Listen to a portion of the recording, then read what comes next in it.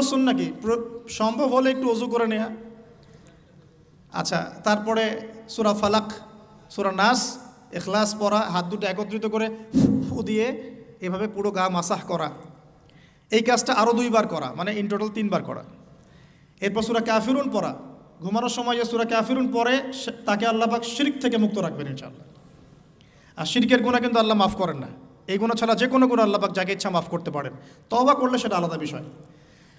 আর সূরা বাকারার শেষের 3টা আয়াত পড়া। নবী সাল্লাল্লাহু আলাইহি ওয়াসাল্লাম বলেছেন, সূরা বাকারার শেষের 3 আয়াত রাত্রেবেলা পড়লে সারা রাত ইবাদতের নেকি পাওয়া যায়।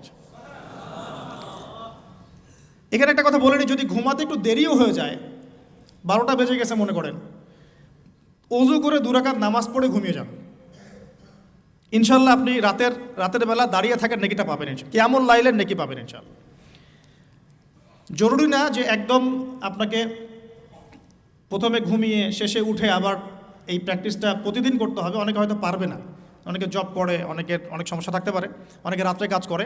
তো দেরি হয়ে গেলে ঘুমানোর ক্ষেত্রে অ্যাটলিস্ট 2-4 রাকাত নামাজ পড়ে তারপর ঘুমিয়ে যান।